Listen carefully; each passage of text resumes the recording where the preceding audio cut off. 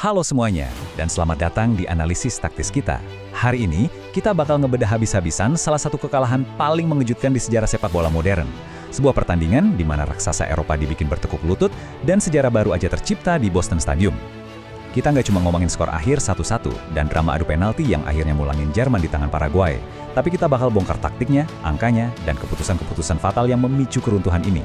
Siapkan diri kalian, karena jujur aja, dari kacamata analis, ada pola kegagalan sistematis yang benar-benar jelas di sini. Coba bayangkan ini, 63 detik. Ya, cuma butuh waktu sebentar itu buat Junior Alonso dari Paraguay untuk melepaskan tembakan tepat sasaran pertama ke gawang Manuel Neuer. Cuma 63 detik, kebayang nggak sih? Ini adalah tembakan tepat sasaran tercepat yang pernah dihadapi Jerman dalam sejarah Piala Dunia mereka.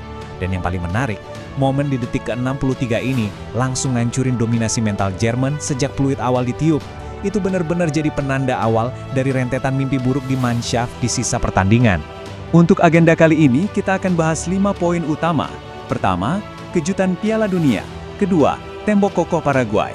Ketiga, tumpulnya lini serang Jerman. Keempat, drama VAR dan penalti.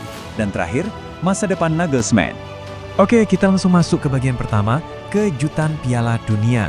Sebuah kekalahan bersejarah di Boston Stadium. Narasi sebelum pertandingan ini benar-benar jomplang banget. Di satu sisi kita punya Jerman yang datang dengan ambisi besar menyamai rekor 12 kemenangan beruntun di turnamen. Di sisi lain, ada Paraguay, tim kuda hitam yang bahkan lagi berjuang nyari gol fase gugur pertama dalam sejarah partisipasi mereka di Piala Dunia. Dan tebak, mereka berhasil nemuin gol itu di menit ke-42. Julio Enciso yang dibiarin berdiri bebas tanpa penjagaan, dengan santainya menyundul umpan silang Matthias Galarza. Itu adalah hukuman telak buat penampilan babak pertama Jerman yang, jujur aja, sangat mengecewakan. Lanjut ke bagian kedua, tembok kokoh Paraguay. Ini adalah contoh sempurna dari kelas master dalam pertahanan blok rendah. Kalau kalian nanya kenapa serangan Jerman bisa sampai mati kutu, jawabannya ada di pria yang satu ini, Jose Canale. Dia mutlak jadi pemain terbaik di lapangan, bener-bener menjelma jadi menara kokoh yang nggak bisa ditembus. Angka-angkanya itu gila banget buat pertandingan dengan tekanan sebesar ini. Dia memenangkan kelima tackle-nya, alias rasio 100%. Terus, coba perhatikan angka sapuannya, 15 kali. Buat perbandingan aja nih, nggak ada satupun pemain lain di lapangan yang bikin lebih dari 8 sapuan. Canale bener-bener mematikan semua ancaman Jerman, baik dari udara maupun darat. Tapi Canale jelas gak berjuang sendirian. Tempat di belakangnya Orlando Gil, sang penjaga gawang, juga tampil superheroik. Reaksinya luar biasa tajam waktu menepis sundulan bebas Havertz di waktu normal. Dan puncaknya, tentu aja di babak adu penalti. Dia sukses nepis penalti lemah dari Kai Havertz dan bikin penyelamatan akrobatik waktu mementahkan tendangan Nick Woltemade. Pertahanan yang solid itu butuh kiper yang tangguh, dan Gil baru aja nunjukin performa terbaik dalam hidupnya. Sekarang kita masuk ke bagian ketiga, yang jadi akar masalahnya. Tumpulnya lini serang Jerman dan ketidakefektifan mereka di sepertiga akhir. Semuanya berawal dari satu keputusan manajerial yang cukup bikin garu-garu kepala. Julian Nagelsmann ngambil perjudian taktis yang aneh banget. Dia milih buat nyadangin playmaker paling kreatif mereka, Jamal Musiala, dan malah nurunin Dennis Undav dari menit awal. Efeknya apa? Transisi Jerman dari tengah ke depan mati total. Lini tengah nggak bisa nyambung sama lini serang. Tanpa kreativitas Musiala, Jerman benar-benar cuma ngandelin umpan silang dari Florian Wirtz. Ya, Wirtz memang ngasih asis buat gol penyeimbang Havertz, tapi itu jelas gak cukup buat ngebongkar pertahanan berlapisnya Paraguay. Jerman melepaskan 21 tembakan. 21! Di atas kertas, kalian mungkin mikir, wah, Jerman pasti mendominasi banget nih. Tapi tunggu dulu, lihat angka harapan gol atau XG mereka.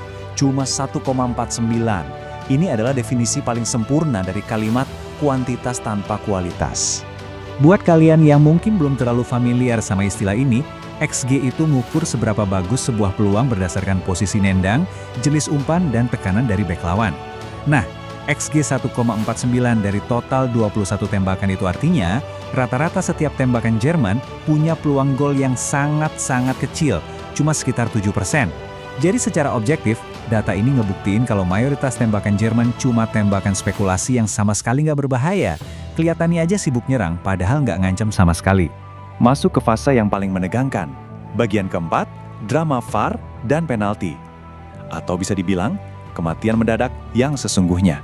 Mari kita telusuri alur yang sangat tragis ini, yang berpusat pada bek Jerman, Jonathan Tah. Tepat sebelum jeda perpanjangan waktu, Tah ngerasa dia udah mencetak gol kemenangan. Tapi apa yang terjadi? VAR menganulirnya karena Waldemar Anton dinilai ngehalangin pergerakan kiper Orlando Gil. Patah hati pertama. Terus kita masuk ke adu penalti. Gil nepis tembakan Havertz, Kimmich masuk, Musiala masuk, dan Neuer sempat ngasih harapan pas dia nepis tendangan Balbuena. Lanjut ke sudden death. Jonathan Tah maju sebagai eksekutor, dan tembakannya melambung jauh di atas mister gawang. Patah hati kedua, dan kali ini benar-benar fatal. Karena tepat setelah itu, Jose Canale, sang monster pertahanan Paraguay tadi, maju dan dengan tenang melepaskan tembakan tinggi yang mengunci kemenangan bersejarah Paraguay. 1. Cuma satu fakta ini aja udah cukup ngerangkum segalanya. Sepanjang sejarah panjang dan gemilang sepak bola Jerman, ini adalah pertama kalinya mereka kalah dalam drama adu penalti di Piala Dunia. Gak pernah ada yang berani taruhan ngelawan Jerman kalau udah masuk adu penalti kan? Mentalitas baja mereka itu udah jadi legenda. Tapi di Boston malam itu, mitos tersebut akhirnya hancur berkeping-keping. Terakhir, bagian kelima, masa depan Nagelsmann. Apa yang menanti di Mannschaft selanjutnya? Yang bikin miris, ini bukan sekedar insiden sekali lewat. Kalau kita lihat tren historisnya, ini adalah sebuah kemunduran yang sangat sistematis. Tahun 2018, mereka tersingkir secara memalukan di fase grup. 2022, mimpi buruk yang sama terulang lagi. Dan sekarang, di 2026, mereka kembali gagal ngelewatin babak 16 besar untuk ketiga kalinya secara berturut-turut. Posisi Julian Nagelsmann sekarang benar-benar di ujung tanduk, bakal susah banget ngebayangin gimana seorang pelatih bisa bertahan setelah rentetan hasil buruk dan deretan blunder taktis yang baru aja kita bahas.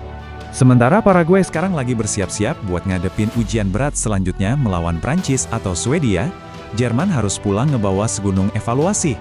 Dan ini ninggalin kita semua dengan satu pertanyaan besar buat direnungkan.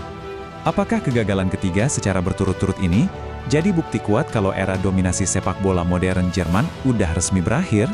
Ini adalah pertanyaan yang sangat berat buat sebuah tim raksasa yang sekarang kelihatannya udah kehilangan identitas juaranya. Terima kasih udah ngikutin analisis taktis kali ini.